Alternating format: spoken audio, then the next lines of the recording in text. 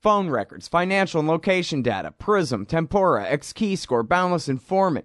Hey y'all, Scott Horton here for offnow.org. Now here's the deal. Due to the Snowden revelations, we have a great opportunity for a short period of time to get some real rollback of the national surveillance state. Now, they're already trying to tire us by introducing fake reforms in the Congress. And the courts, they betrayed their sworn oaths to the Constitution and Bill of Rights again and again, and can in no way be trusted to stop the abuses for us. We've got to do it ourselves. How? We nullify it at the state level. It's still not easy, but the Off Now project of the 10th Amendment Center has gotten off to a great start. I mean it. There's real reason to be optimistic here. They've gotten their model legislation introduced all over the place, in state after state. I've lost count, more than a dozen. You're always wondering, yeah, but what can we do? Here's something important, something that can work if we do the work.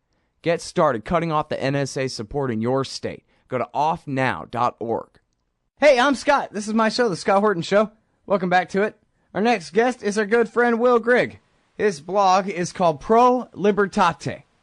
That's freedominourtime.blogspot.com. freedominourtime.blogspot.com. Welcome back to the show, Will. How are you doing? Scott, I'm doing well. Thanks so much for having me on again. Very happy to have you here. And now you've been down to Nevada and back to check up on this Bundy Ranch situation. Am I right? That's correct. All right. Well, so will you first please tell me everything you know about it and then everything you think about it? What I know is that you've got the most recent installment of what's been an ongoing serial there in Nevada over the last 25 or so years, where the federal government has arbitrarily changed the conditions on which people can have access to the 80 or 84% of the land that the federal government unconstitutionally claims title to. This has affected ranchers and miners and loggers, and this is something I find really interesting and shamefully undercovered. The remnant of the Shoshone Indians in the state of Nevada from whom that land was taken back in the middle of the 19th century. Cliven Bundy is the last of what had been 53 ranchers in that area of Clark County, Nevada. 52 of them have been driven into exile or extinction or into another line of work or just onto the welfare rolls over the last 21 years. This all began back in 1993 when, under Bruce Babbitt, the Department of the Interior decided to make it onerous in terms of the regulatory environment and cost prohibitive in some instances with respect to grazing fees and other impositions for people to be ranchers. They wanted to drive ranchers off the property there in Nevada, off the so-called federal property, as well as in Texas and Arizona and in New Mexico and elsewhere. And you have the ongoing artificial extinction of the ranching industry, in large measure driven by environmental concerns that I find to be completely spurious. It's been known for about a quarter of a century that the much-heralded desert tortoise, which is the species supposedly threatened by the presence of grazing animals in that range in Clark County, actually thrive when they are exposed to cattle. There's a symbiotic relationship between them because, as it turns out, their preferred feed, the tortoise, is the fecal residue of bovine herds. They're coprophagic. They cannot eat the vegetation unless it's previously been digested past the digestive tract of a cow. And so beginning about a century ago, there was a boom in the desert tortoise population after the federal government moved grazing into that area in order to grow beef for the military. Yes, this is another long story, sort of resonance, if you will, of the warfare state almost exactly a century ago.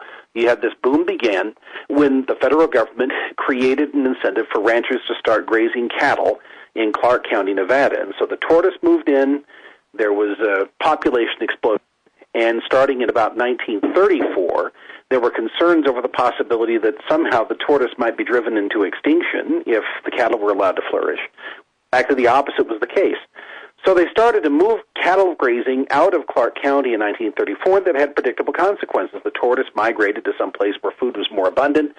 That in turn led the regulatory bodies to say we have to take greater and more invasive measures to protect this endangered tortoise. The reptile, of course, was being driven out of Clark County by federal policy. And by 1990, it had become settled policy, albeit very shoddy science, that in order for the tortoise to thrive, you had to remove the cattle from the range, and so the tortoise has been suffering because the cattle have been removed. But it's all a pretext. This is not about protecting a desert tortoise. This is about controlling the land and turning it over to politically profitable use on the part of politically favored constituencies and corporate groups. That's what's happened with the Shoshone obviously, and that's what's happened with other people in the western United States in extraction industries. Cliven Bundy has never said that the land in question that he uses to graze his cattle is his. He's very insistent on that point. He calls them public lands, but he insists that the federal government is usurping the role of the county government and the state government in the management of those lands.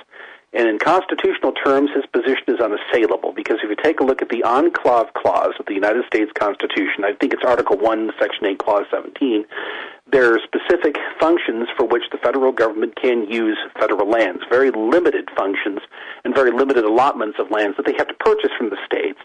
If you take a look at the Enabling Act of the Nevada statehood measure, the Enabling Act within the measure that made Nevada a state, I believe it's Section 36, Chapter 36, Section 10, it talks about the fact that there was to be a very limited use by the federal government for military installations and other purposes in the lands that were within the former territory that became a state called Nevada. And once those needs had been fulfilled, then the federal government was supposed to sell off the remaining lands. It was never envisioned that they would own 80 or 84% of Nevada and turn it into a veritable colony. Now, there's some controversy as to a provision within the Nevada state constitution in which the state supposedly forever forswore any claim upon those lands. I don't think that that's a sound analysis in terms of what the state government is supposed to do or how the federal government is supposed to manage those lands. I believe that where there's a clear statement that the federal government cannot own those lands, that the federal government cannot claim through usurpation on its part or abdication on the part of state officials, it cannot claim that to which it is not legally entitled, and that's the position of Cliven Bundy and a number of other people in the state of Nevada. There's a movement there called the Movement for Full Statehood, which recognizes that right now Nevada is a colony of Washington, and that's an impermissible state of affairs. It's supposed to be a small R Republican government. You can't really be a Republican government if you're a colony.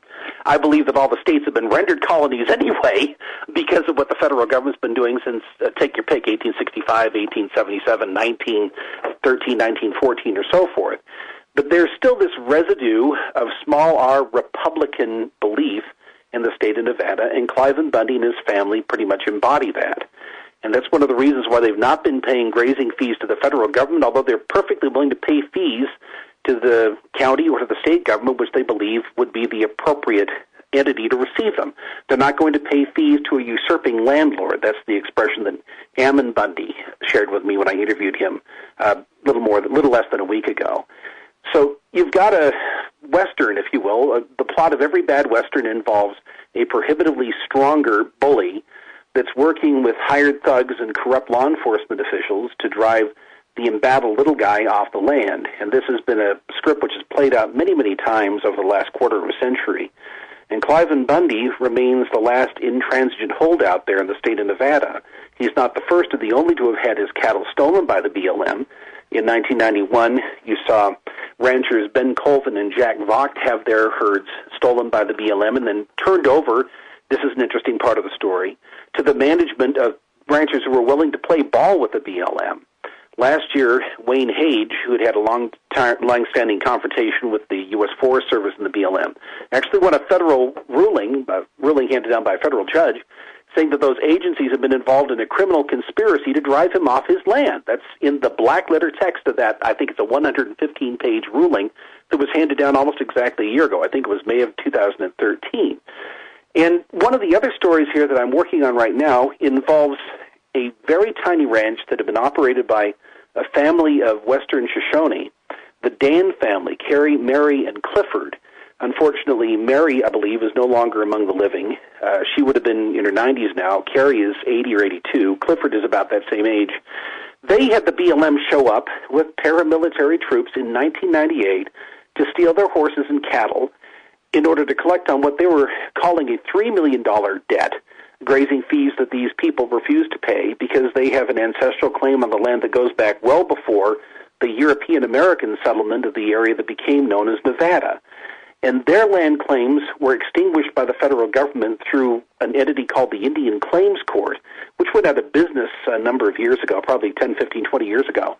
And its sole purpose was to justify the land grab. Their logic was that, yes, although the Treaty of Ruby Valley of 1863 guaranteed the Shoshone that they would never have to relinquish their land, that there would be limited land set aside for federal uses, and otherwise the Indians, the Shoshone Indians, would retain property and claim uncontested claim to the land, in spite of the fact that this was all made in solemn promises, in ratified treaties, that by virtue of the fact that you had Euro-American settlers come in and take their land, they simply lost control of their land. They couldn't keep it, and because a stronger entity backed by the might of the federal government laid claim to that territory, their claim is no longer valid in spite of the fact that it was made in irrevocable terms in this duly ratified treaty that the Shoshone entered into in good faith. And so to extinguish those claims, our good friend Senator Harry Reid actually proposed a measure that would take the $26 million that the U.S. government paid itself to buy these lands from the Shoshone. That's an important part of the story. Nobody in the Shoshone Nation wanted to accept payment because they didn't recognize the validity of that transaction. So it was turned over to the Department of the Interior, headed by that same Bruce Babbitt, and that was back in the 1990s when there was all this controversy about embezzlement and misappropriation of funds in the Indian trust system within the Bureau of the Interior. The U.S. government paid itself $26 million, and Harry Reid said, let's pay each surviving Shoshone $20,000 and call it quits. That will extinguish their land claims. That measure I don't think was ever passed, ever ratified by the Senate. But it really underscores the perfidy and the incorrigible dishonesty of the federal government in all these dealings having to do with the land in Nevada. They don't believe that anybody other than the federal government and its preferred constituents should have access to these lands. They'll use any means, whether you're talking about misrepresentation or dishonest representation in treaty negotiations, or arbitrary changes to regulatory guidelines, or brute force in order to exercise control of these lands. And anybody who stands athwart those designs is designated a terrorist. I mentioned Mr. Mann, Clifford Dan, who was the Shoshone brother to these two sisters who were the last holdouts in the western Shoshone.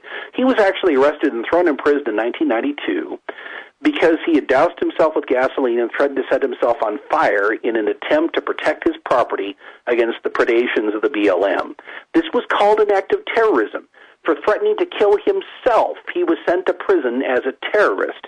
And so when you hear people like the execrable Harry Reid talking about Cliven Bundy and his family and their supporters as domestic terrorists, that's the context in which we have to view this.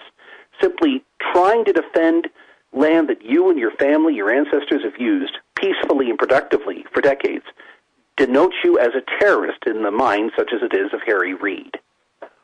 All right, now, there's a lot to follow up on there, but first of all, let's talk about that, because I believe, Will, isn't it the case that terrorism has an actual definition? I mean, I know Greenwald says that it's the term with no definition at all. Yeah. But I say, nuh-uh, man, there really is a definition for terrorism, right? No?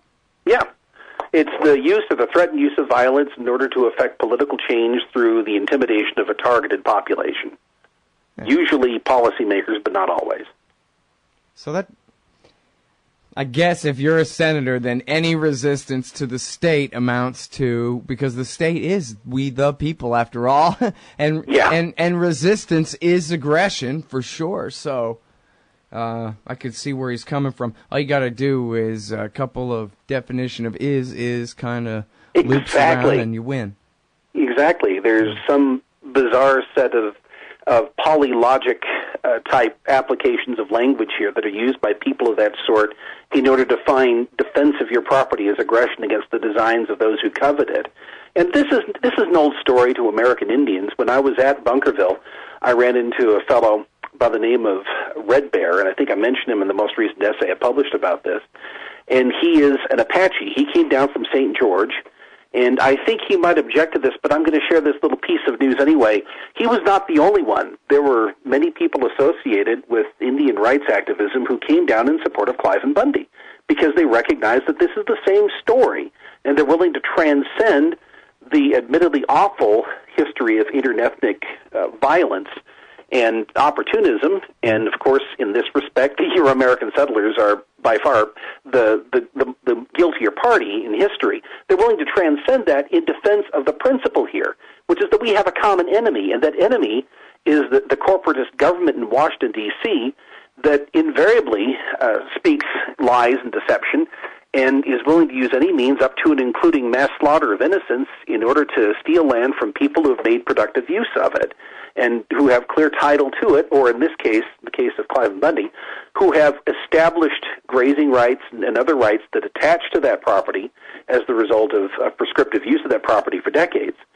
And yet the federal government whimsically changes the rules. It's a little like Darth Vader from Star Wars. I've altered the bargain, pray I don't alter it further. And we have just one duty, that is to submit and to disappear if that's the fate that they've decreed for us. It's happened to countless Indian bands and communities throughout the western United States, and now you've got one rancher remaining in Clark County, Nevada, who's basically making the same kind of a stand that the Shoshone Indians, the Dan family in the northern and western part of the state have made. And they've been treated horribly. This family, Carrie and Mary Dan, and I believe Carrie is the last survivor, they never had electricity or running water. They've lived in a state of grinding poverty. If you've ever studied the way that American Indians have been consigned to live in this country, this really is, in many instances, a standard of living which is the worst in the Western Hemisphere. It's worse in some ways than that of Haiti. And these are people who are targeted by the same BLM for the same reasons. You have the same language being used against the Shoshone Indians that have been used against Cliven Bundy. The left has somewhat rallied to the cause of the Dans on the assumption that it's always a question of who does what to whom. They want to look at the Shoshone as a who rather than a whom because they're among officially recognized victim groups. Well, that's all well and good. They have a legitimate claim here to being persecuted and being expropriated unjustly. But you should set aside these stupid ethnic categories. Just take a look at what is being done here. When you subscribe to the Leninist formula of who does what to whom, the what doesn't matter. Well, people who are morally sound understand that the what is all that matters. And the what is aggression here. The what is aggression against the Dan family and against the Bundy family. It doesn't matter what their identities are. The only thing that matters is what is being done here and how you can justify what is being done. And to advert to your point again here, Scott, about the definition of terrorism, people like Harry Reid and his ilk assumed that only terrorists would be defying the accumulated might of the federal government. And what happened on April 12th there at Bunkerville was an act of peaceful defiance, albeit peaceful defiance supplemented with the willingness and the means to use defensive force in protection of person and property. And they thwarted the ambition of the regulators there in Clark County, the federal mercenaries and the BLM and the Metro Police in Las Vegas, which is a death squad. The Las Vegas Police Department is a death squad by any definition. And Sheriff Gillespie is somebody who spent many, many years covering up for police murders in Las Vegas. They were there on the site. And so these people were sitting there, the accumulated representatives of the federal government, willing to kill in order to seize this property, and this property in this instance referred to the cattle that had been confiscated from the Bundys, as part of an objective to drive them. The objective was to drive them off the land, and you had hundreds of American citizens gather and defy the accumulated might of the federal government. And now as a result, you've got the federal government's coercive apparatus with a huge and unbearable case of blue balls, and they're going to wait probably 3 or 4 months until publicity has died down and until people are distracted by other issues, most likely some kind of a conflict involving Ukraine, the way things look right now, and then they are going to do what they had planned to do anyway, which is to use some kind of prohibitive, overwhelming force against the Bundys in order to take Cliven into custody and to consummate their desire to seize his cattle and to drive him off that property. He's already said on the record when I was there that if the sheriff shows up with the warrant for his arrest signed by a county judge, that he will submit peacefully to arrest. And I talked with the people who are providing private security for him at his home, and they said that if you have deputies show up with a legitimate arrest warrant from a county judge, there'll be no problem at all. If, on the other hand, a SWAT team shows up using the showtime protocol to kick in the door and drag these people out in chains, or just to leave their lifeless bodies on the ground, and then there's going to be bloodshed, and there's going to be people on the ground there in and around Bunkerville, many of whom have combat experience, who are going to do what they can. Well, that's kind of a red herring, isn't it? I mean, it would be a federal warrant, not a local one, if it was going to be one at all, right? That's the case he's making. I mean, the thing is, he's always been in contact with Gillespie. He esteems Gillespie much more highly than I do. and he believes that Gillespie wouldn't act on a federal warrant. He wouldn't allow a federal warrant to be enforced. I think the latter is a very dangerous supposition. Yeah. Because I do think that you're going to see federal action or federalized action through the Metro Police here. Well, so now what about this whole thing about calling out the militia and swearing armed resistance and all that? Because, I do believe in the right to bear arms because I think individuals have a natural right to defend themselves, and that includes their property to some kind of degree when it comes to, that's got to be figured out. I'm not sure, not mathematically, but somehow there's a way to figure out what kind of violence is justified in proportion to what kind of aggression and that kind of thing. And there's grand history around the world and certainly in the United States of America of people using nonviolent resistance to get their way as well. And it does look to me like, hey, a bunch of guys with guns are what got the Bureau of Land Management to draw back this time, and that might be an important lesson in the Second Amendment for a lot of people. I'm not saying I'm 1,000% against it necessarily, but, what do you think about that? Would it not have been better or you think it's all right for him to go this way now rather than suing their ass or whatever it takes, through the legal process? As long as the courts are open for business, then we're not in a state of war here. And so, does he want to start one? Or I don't get it, kind of. No, he's not interested in starting one of the people who are there. Let me say one more thing about that. Randy Weaver, they just set him up. They sent him the wrong court date, and then they showed up at his house and killed his kid. And he was like, what in the world? Right? The Branch Davidians, blam, they just raid him on a Sunday morning. They didn't say, oh, yeah, we'll never come out. We'll never submit to your authority in the first place. Mm-hmm. They just were completely besieged for no good reason at all, and then were put in that position. And it seemed like this guy was saying, yeah, I'm putting myself in that position, which is a little bit different to me. Yeah, there are differences between the Waco and Ruby Ridge situations and what's happened in Bunkerville. I think that what happened in Bunkerville was a little more like the defiance in 1973 by the American Indian movement at Wounded Knee, where recognizing that they were not going to get redress through the normal system of law because they were under the rule of Dickie Wilson and his goons, and the courts had been thoroughly corrupted, and local law enforcement had become incorrigible, and the Federal Bureau of Investigation, which claimed original jurisdiction here, was indifferent to the murders and other depredations being committed. They finally seized control of property and held it for months while the FBI and the military threatened to wipe them out. It was the intervention of some white neighbors on behalf of the AIM that actually prevented the bloodbath from occurring. They weren't going to kill the AIM, in other words, because there were white people there who were not hostages. They were actually volunteers. And so I think that there's something more similar in that respect between the Wounded Knee of 1973 and Bunkerville of 2014. But I need to point out that Mr. Bundy and his family are not looking to turn this into a shooting match. And the people who have rallied to their side in the militia movement, many of whom have combat experience in the Marines and Special Forces, they don't want it to be a shooting match either.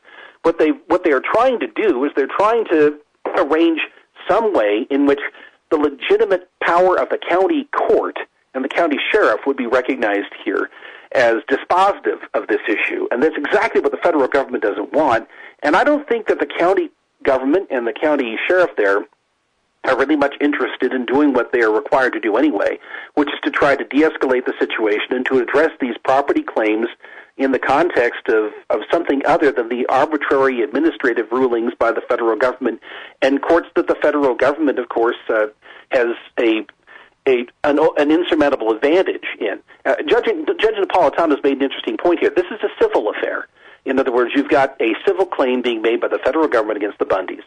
This is something that can be resolved by attaching the property so that it cannot be transmitted or sold without the federal government starting to collect the taxes that it claims are owed to it, the grazing fees and other fees. So this can be accomplished through administrative means, through court means, without a conspicuous show of force, or without in any way disturbing the Bundys there in the use of the land. And the other reason why they're escalating this right now, I contend, is because of an artificial timeline that began on April 8th of this year when a former crony of Harry Reid was put in charge of the BLM. I think that's probably what accelerated the timeline. It accelerated the campaign against the Bundys, but led to this escalation. It's needless otherwise. There's no reason on earth why they simply can't wait him out. And then if they're convinced that they have a claim that's unassailable, they could, through liens and attachments, actually take the ranch and then use this as a way of disposing of the supposed debt of the Bundys owed to the federal government. That's sort of what they did, by the way, with the Dan family in the western part of the state, the Shoshone family I referred to earlier, is that they, in exchange for having them surrender their property, they essentially forgave the grazing fees. These are all rounding errors. These some are talking about are tremendous and unfathomable when you're talking about people in the productive sector, like the Bundys and the Dans. But this is a rounding error. This is pocket change. This is the sort of stuff you'd find in the upholstery on Capitol Hill. $1 million here, $2 million there. But the principle of the thing is why these people have dug in their heels and become refractory. They honestly think that if they don't make the stand that they're making right now, that you're going to have an unmistakable, unalloyed relationship of colonialism out there in Nevada, and then the Reeds and people who are in their retinue. And there's been some speculation about overseas interests in the United Arab Emirates and the People's Republic of China trying to buy up some of this territory for energy development.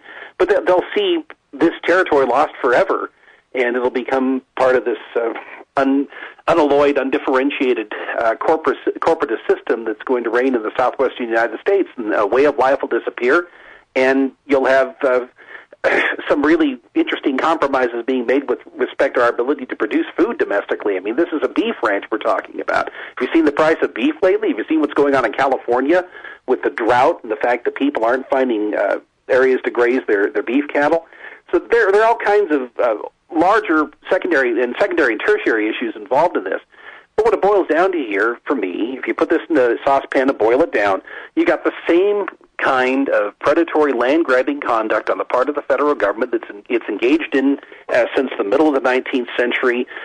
And you have at this one little juncture of the road there in southeastern Nevada, a group of people gathered and dug their heels and said, this far, no further. We're not going to allow this to proceed. And I think that within the next 3 months or 4 months, we're going to see some genuine ugliness there, because I do not think that the federal regulatory apparatus is going to relent.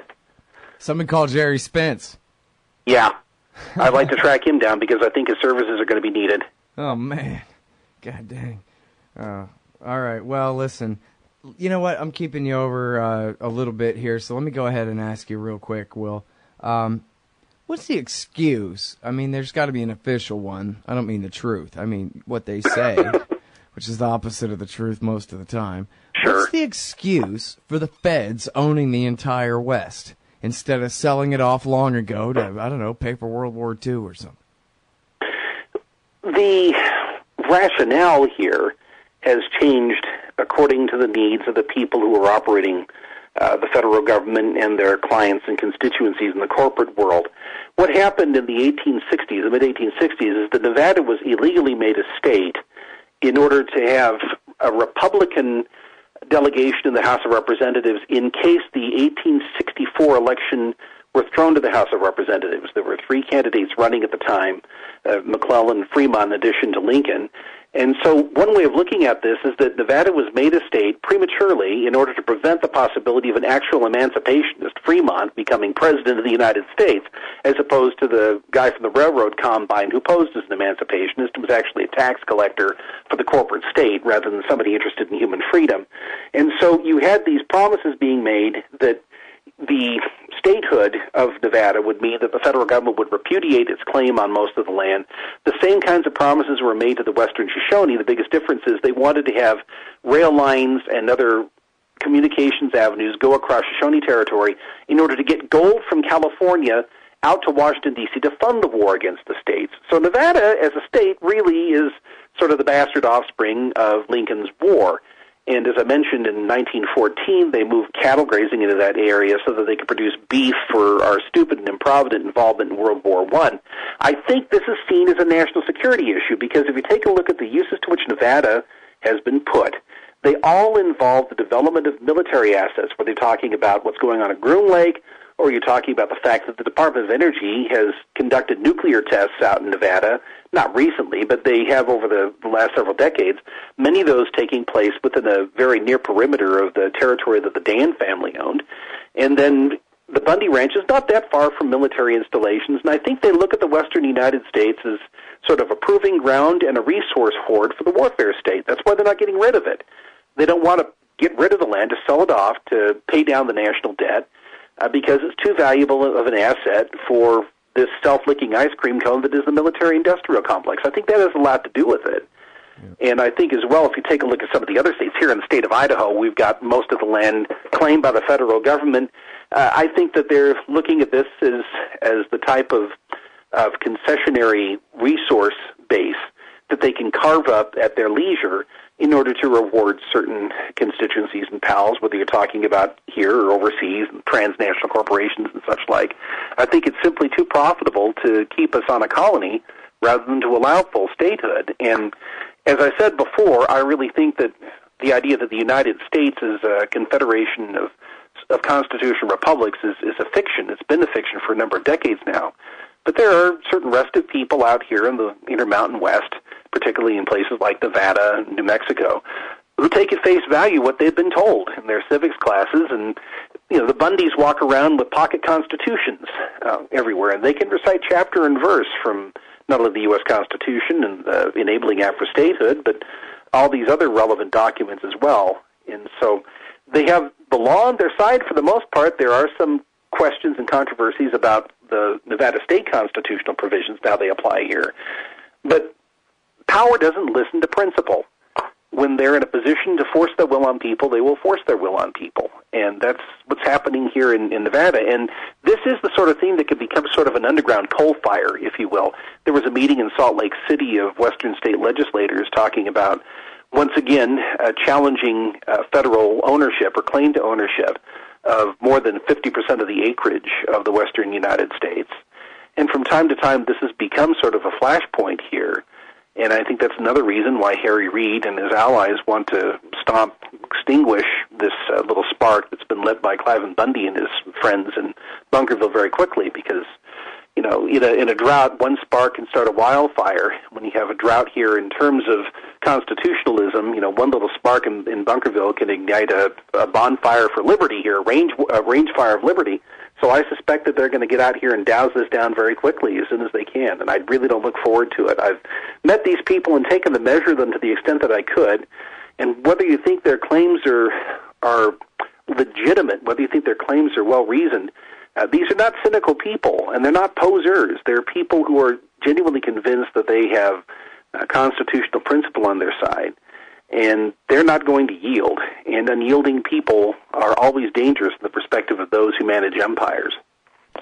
All right, well, thank you very much for your time on the show. I sure appreciate it. You bet. You take care, Scott. All right, everybody. That is the great Will Grigg. His blog is Pro Libertate. It's no ordinary blog. You go and bookmark that one and keep it and look close. Pro Libertate. It's at freedominourtime.blogspot.com. And the book is Liberty in Eclipse. Oh, John Kerry's Mideast Peace Talks have gone nowhere. Hey, y'all, Scott Horton here for the Council for the National Interest at councilforthenationalinterest.org. U.S. military and financial support for Israel's permanent occupations of the West Bank and Gaza Strip is immoral, and it threatens national security by helping generate terrorist attacks against our country. And face it, it's bad for Israel, too. Without our unlimited support, they would have much more incentive to reach a lasting peace with their neighbors. It's past time for us to make our government stop making matters worse. Help support CNI at councilforthenationalinterest.org. The military-industrial complex. The disastrous rise of misplaced power. Hey, y'all, Scott Horton here. I'd like for you to read this book, The War State, by Michael Swanson. America's always gone to war a lot, though in older times it would disarm for a bit between each one. But in World War II, the U.S. built a military and intelligence apparatus so large, it ended up reducing the former constitutional government to an almost ceremonial role and converting our economy into an engine of destruction. In The War State, Michael Swanson does a great job telling the sordid history of the rise of this national security state, relying on important first-hand source material, but writing for you and me. Find out how Presidents Truman, Eisenhower, and Kennedy all alternately empowered and fought to control this imperial beast, and how the USA has gotten to where it is today, corrupt, bankrupt, soaked in blood, despised by the world. The War State by Michael Swanson, available at Amazon.com and at Audible.com. Or just click the logo in the right-hand margin at scotthorton.org. We should take nothing for granted. Hey, y'all, Scott Horton here for Braswell Business Communication Services at FusePowder.com. Braswell Communications can provide a credentialed media presence for your company at industry conferences and trade shows, as well as support services and consultation for publishing, editorial and technical writing, business-to-business and marketing communications, research, and information campaigns. Braswell also does website development and complete web content maintenance to include voiceover audio and copywriting. Strengthen your business. FusePowder.com. Hey, y'all, Scott Horton here for The Future of Freedom, the monthly journal of the Future of Freedom Foundation. Edited by libertarian purist Sheldon Richman, The Future of Freedom brings you the best of our movement. Featuring articles by Richmond, Jacob Hornberger, James Bovard, and many more, The Future of Freedom stands for peace and liberty and against our criminal world empire and Leviathan state. Subscribe today. It's just $25 per year for the back pocket size print edition, $15 per year to read it online. That's The Future of Freedom at fff.org/subscribe. Peace and freedom. Thank you.